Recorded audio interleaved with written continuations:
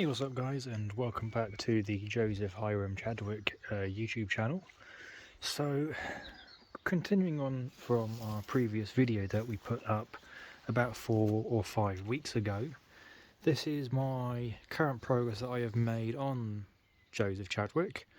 This is pretty much due to us being outside in the elements. Just a runner going past. And due to the weather we've had, it has been practically impossible to work on the boat. She's either been wet or it's been throwing it down with rain, and she hasn't had a chance to dry out. So I've been getting on today with a bit of sanding down these rear timbers, and discovering that we've got quite a few more defects in the rear planking. So you can see here the planking is basically gone really soft, got divots in it, and generally it's very poorly deteriorated. So I'm using a 40 grit pad on a dual orbital sander. And you can see here it takes the paint off really nicely. We get a fantastic finish on the timber and as well on removing the paint. So let's have a look at what we've got in terms of some of the other defects on the timber. Starting really at, this is the second last stern plank on the starboard side of the boat, and as you can pretty much see, it's checked. It's got lots of checking in it, splits with the grain. These dark patches are where we've got iron rot setting in. It's about the same down here. This is also where iron has, because this is a cast iron ballast kill, weight kill. You can actually see where the iron has started to leach into the hard chine timber. The other thing you'll notice, we've got quite a patchy variance of car body filler and wooden plugs that have been used on the Chadwick to plug up the fastenings that secure the planks to the frames of the boat and the hard chine kit and the hard chine. Now, the hard chine is, as far as I can work out, a hard mahogany timber, but I don't know if it has actually been replaced before, because you've got one piece that's this colour, this nice brown, and I believe that this is either an Iroko timber or a Sapele piece of timber. Now I'm not too sure what it is. This piece, however, is almost certainly a piece of mahogany, and I'm pretty certain that that is the standard mahogany that they'd use originally in the boat. So looking forward to where I'm currently working, I started in the middle of the planks and I'm working my way down to the ballast bilge keels at the moment, and then I'm slowly working my way up to the top, and I'm only going up to the waterline at this very moment in time, as we don't have a platform to allow us to access the rest of the boat. So that's where we are currently with the back of the boat. Now, interestingly enough, I've had a look, if we go further forward along this section of the boat, you'll see here we've had, well, Joseph has had not one, but 3 or 4, maybe 5 pieces of planking let in that are really short pieces. So we've got about 5 or 6 of these pieces that have been let in. Now, the reason I think that has been done is either they were damaged planks that they've tried to repair but I can't see any butt blocks behind from inside the boat, or they just didn't have long enough timbers to begin with. Now, when I put new planks on the boat, I intend to do these as full planks and not with no butt block behind them, purely because or they wouldn't have butt blocks behind those particular planks because they're on the outside. However, if they were inside planks, I think they would have butt blocks to help secure them. So working our way forward, looking at the planking, you've also got other defects in the hull. You've got holes that have been drilled. I'm not too sure what was actually in there. You've got more holes along here. There's another hole here. Now, my possible theory for those holes is maybe they were for the fuel tank bearers, which are up on the deck still, but I'm not 100% certain. There's another one there, so I'm not sure what they were for. This outer bilge keel has failed. The bolt and the screw have given way, so this is now hanging off, which is going to be removed for the transport. Over here we've got more defects in the hull, which is where this is the forward bulkhead, which is roughly, I think, about where we are standing. I think that is, yeah, so this here is the forward bulkhead for the boat. So that we've got bolts that are hanging out here. I don't actually know what they're doing, and I just put my hand in grease, so I don't know what those are doing at the moment. We've got further bolts underneath the boat. Now this is where we have quite a cause for a concern, really. We've got quite a lot of water that comes out of the boat here. You can see it dripping on the concrete. This never really dries out. Those planks have been replaced, and someone's tried to seal them with epoxy, which has quite clearly failed. And also that's the main bilge keel, and it has basically failed and is beginning to fall apart. And that's what the boat sits on when she sits in the mud on a beach. So when we were talking about the heat exchanger system on the inside, you've got one coolant inlet there and one coolant inlet up there, and that is for, so when she's going travelling forwards, she has a passive coolant system, so she takes warm water in there, passes it through the heat exchanger, and then it comes out again there. And there's one the same on the other side of the boat. Over here we've got two more issues. We've got two fittings that should not be there. They've been put in at some point, I think for some sort of lavatory, I believe. I'm not certain of that at the moment. They're not on this side of the boat anyway. The other two coolant intakes. That's the other exhaust hole. And then if we look under here, we have another cause for concern, which is more water is coming out of the boat. That is also where we've had bathroom sealant has been used to seal up those planks, and that entire section of the boat down there is all wet from sitting water that is currently in the bilge. And you can see upon we've got more and more defects along the side of the hull. Now, oh yeah, that's a plank that is going to need replacing. Now that bilge stringer here is not in is in pretty well. They're all in pretty poor condition. Let's face it. This one's not yet pinged off, but it has been let go. So when we come to move the Chadwick, I am going to screw that back in. But the other end did let go, so that is something that I need to address.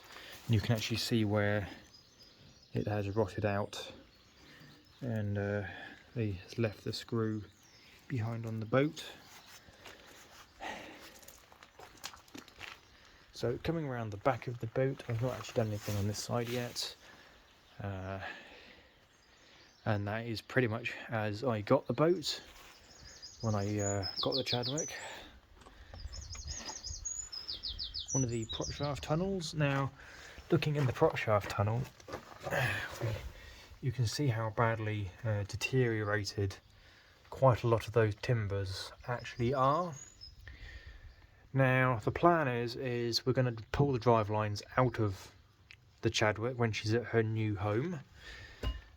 Props are going to come off and the shafts are going to come out. The P brackets are all going to be disassembled and removed from her and rebushed, and all the necessary renovations done to those, along with her 2 Ford engines. They will also be removed and repaired.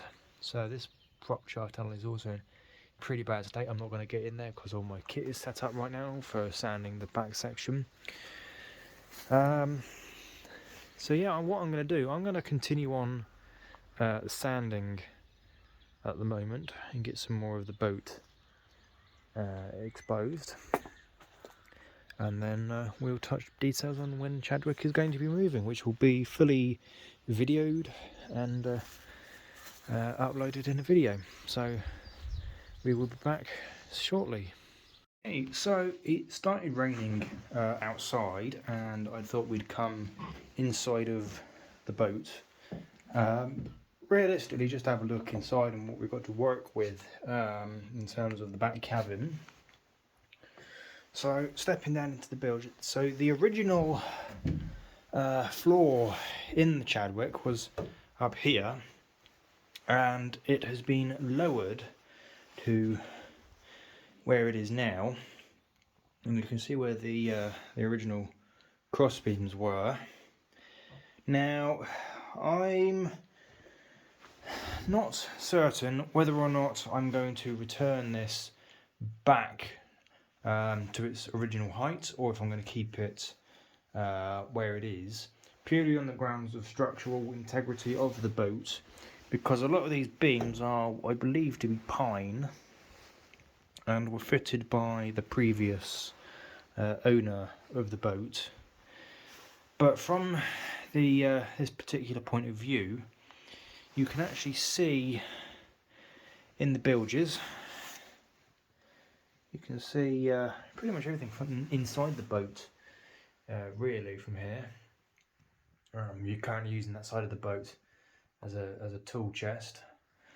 So what's been going on inside here really is I've been sort of tidying up and figuring out what we need to do and replace inside the boat. So that box you can see dead ahead, that is the battery case. So that's holding the two 12-volt batteries for the port engine, and then directly here in the middle you can actually see the propeller shaft and the coupling that goes through the originally the watertight engine room bulkhead, which has unfortunately been bastardised by the previous owner. And then on the other side you can also see the other prop shaft, battery box, and lots of bulkhead fittings that I have got to figure out what they do.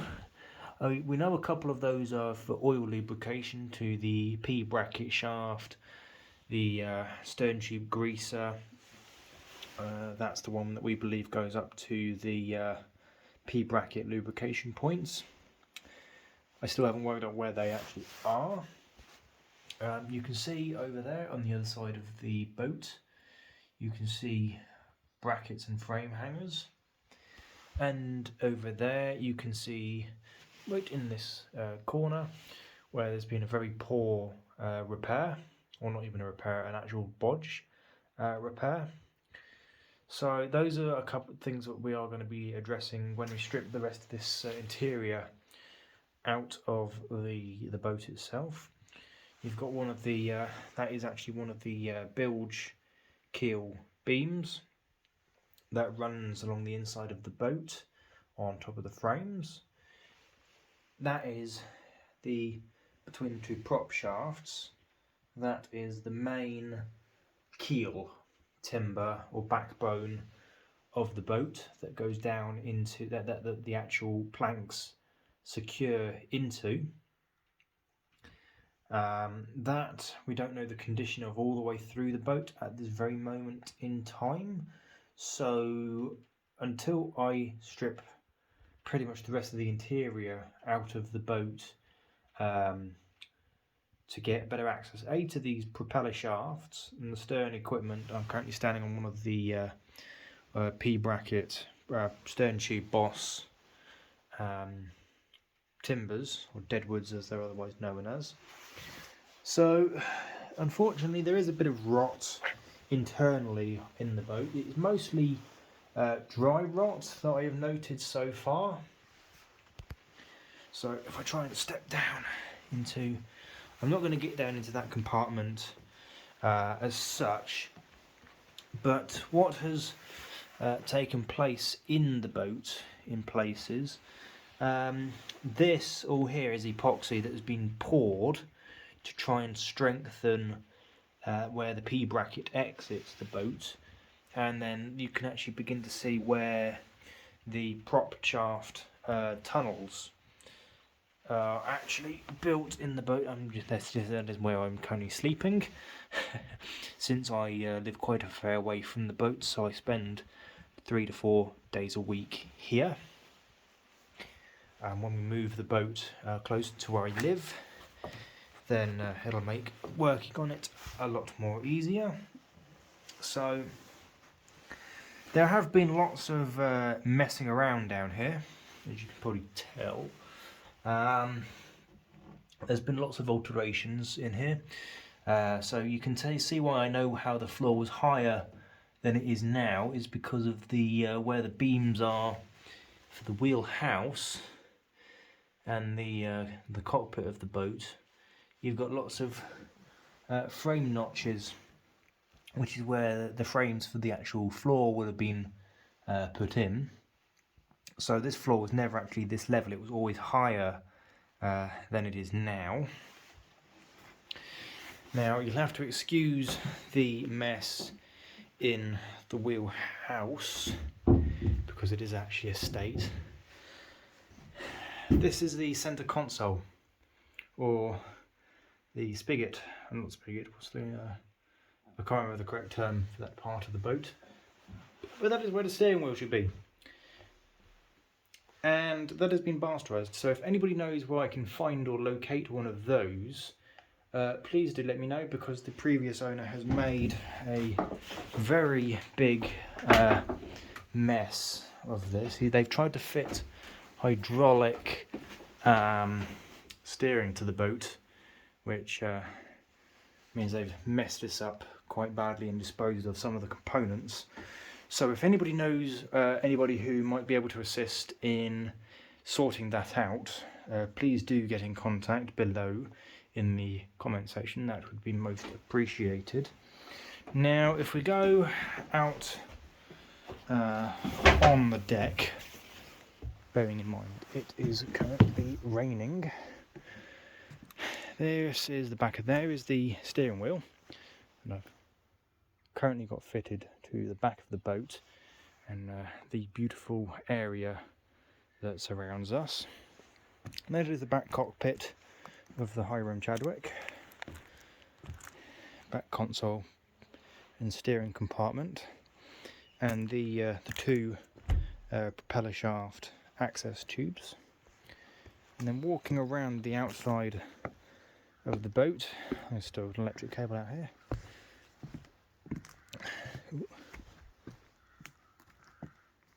Quite a soggy patch of deck here. All of the deck on the boat is going to be replaced because that is pretty much failed. It leaks in a lot of places, so we're going to go through the deck and replace as much as possible, especially on the wheelhouse, engine casing, wheelhouse beams. Those are going, or the edge beams, those are going to be replaced in the entirety. A lot of the deck structure itself, we don't know if the deck of this boat is original.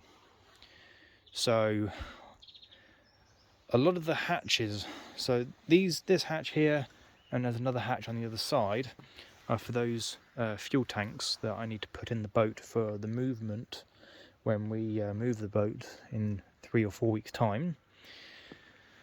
This hatch is original, and there is a forward hatch further up, so there's one there, one here. As far as I can work out from drawings and photographs that I have of another Bennett class lifeboat, those two are original. I think this one's been shortened, and I believe we're missing one further up. Now, I believe that because this deck has been relaid at some point in the past, and I know this because there are ventilation funnels that are missing. There are deck fittings that are missing, as well as the hatch that is also missing. Now, I'm planning to keep the 2 fuel tank access hatches, but I'm going to be removing the 3 hatches up here at the bow, because I'm going to be using the bow space as living accommodation on the boat in the future. So the plan is to remove all these hatches once I've tidied up and we've got the boat moved to the new location. The place that we are going is about 300 and something miles across the country, which is much closer to my home than where we are now, and has got much better access in terms of getting the boats in and out of their location, as well as services for getting things machined and made for the boat. There is the original plaque for the Hiram Chadwick lifeboat, which was provided of a legacy gift by Miss Elizabeth Ellen Chadwick of Rochdale in Lancashire. So I'm actually going to do some research into who these people were and why they meant so much to the RNLI, or why they left such an amazing gift, because this boat cost around the £32,000 mark back in 1952. So this is another reason why I think the deck has been messed up a little bit. We are missing fixtures and fittings on the deck. I have actually got all the guardrails for this boat, and I also have all the side planks that go up to the actual bulwarks at the front. Those are all there, and I'm going to be putting those somewhere else safe when we go moving the boat on the low loader. Again, those are the fuel tank frames, and there's another set here. There's 3 there, 4 there, and I've got one downstairs that I'm currently templating because I need to make a new one. These I believe were flag holders. I'm not too sure what they were for. If anyone knows, let me know in the comments below. Again, we're missing one of these up at the bow, one of these fair leads. So we've got the 2 fair leads at the back. I think they're in the right places, but I will have to double check on that. There's another fair lead here. So we've got 4 fair leads at the back. You can see the other fair lead there at the front. And then we are missing the fair lead at that end of the boat. Yes, that back hatch does work, and all these floor panels do come out, and I am going to end up having to rebuild the entire back cockpit section of the boat. You've got the 2 big Samson posts here. That's one of the funnels that I was just talking about that we are missing off the bow. But yeah, we've got the 2 big Samson posts here at the stern with the fair leads and brass work, and that main fair lead for towing, I believe. If we look in the back, You can see here, yep, that entire beam needs repair. Well, not repair, replacing.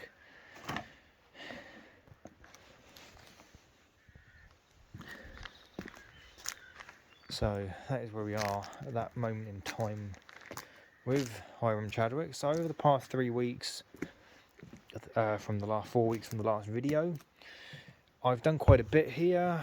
Not a lot that really needed any videoing doing to it. In reality, it's just mundane, really just tidying up, trying to figure out where things go on the boat, what some things did, etc. and etc.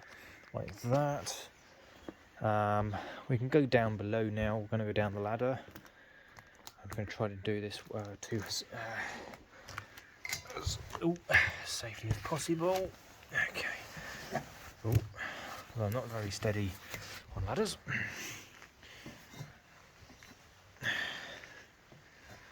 We can have a look at what we did earlier. So if we come around the back of Joseph, so this is what we've got done so far today. So we've sanded back all the way pretty much around to where we are now, which is here. Oops, where's my finger? There's my finger, which is there. And tomorrow I'm going to try and finish off this bottom portion and this top portion in half a day, since I have to travel back now for my full-time job. But I've made quite a good progress today in sanding back these planks. But you can see how bad some of the rot has got into the boat so far. So, after all of this, thank you very much, guys, for watching this video of the Joseph Hiram Chadwick. If you like this video, please leave a like. If you dislike the video, leave a dislike. If you would like to provide any sort of general advice, please leave your comments in the comment section below this video. Please share the video with your friends, and amazingly enough, I never thought I'd say this, but if you wish to help with the costs of this project, then I am going to be linking my Patreon account below. This project is entirely self-funded out of my pocket and my full-time job.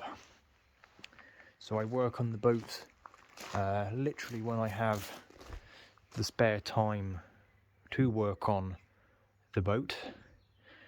So thank you very much, guys, for watching, and hope to see you on the next one.